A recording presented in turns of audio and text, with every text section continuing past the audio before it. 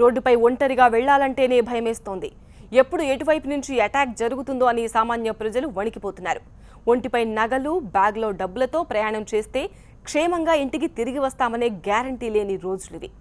డబ్బు కోసం ఎంతటి దారుణానికైనా ఉడిగడుతున్నారు రక్తం మరిగిన రాక్షసులు. డబ్బుల కోసం ప్రాణాలు తీసేందుకు కూడా వెనుకాడడం లేదు. బెజవాడలో బ్లేడ్ బ్యాచ్ మళ్లీ అలజడి రేపింది. రోడ్డుపై వెళుతున్న యువకుడిపై దాడి చేసి తీవ్రంగా గాయపరిచింది.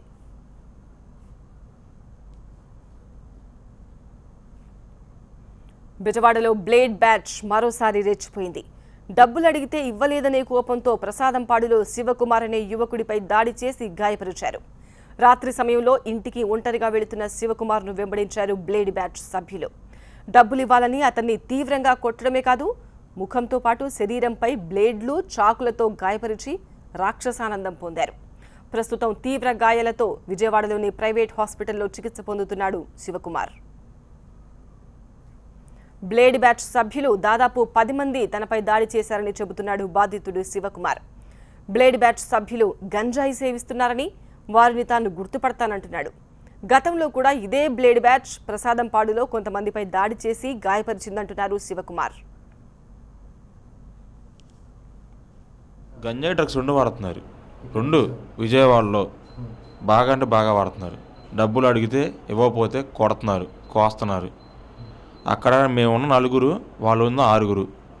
వెంటనే ఏంటి రాసు మిమ్మల్ని డబ్బులు ఎందుకు ఇవ్వాలని మేము లేకంగానే వెంటనే మా తమ్ముడు ఒక దెబ్బ కొట్టారు.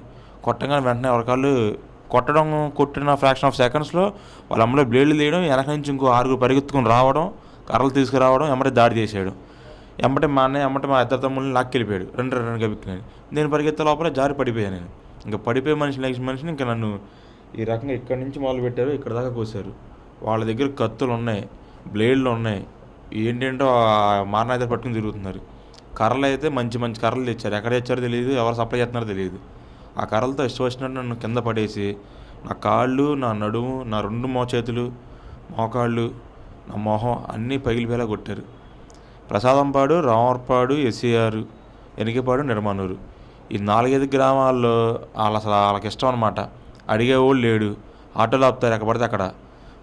ఒక 15 మంది 20 మంది కూర్చుంటారు ఆటోలో. తీసుకుంటున్న బెజవాడలో బ్లేడ్ బ్యాచ్ సాగడాలు మాత్రం ఆగడం లేదు. తాజా ఘటనతో రాత్రి సమయంలో రోడ్డుపై ఒంటరిగా వెళ్లాలంటేనే గజగజ వణికిపోతున్నారు బెజవాడ వాసులు. ఇప్పటికైనా బ్లేడ్ బ్యాచ్ అరాచకాలను అరికట్టాలని కోరుతున్నారు లోకల్ పీపుల్స్.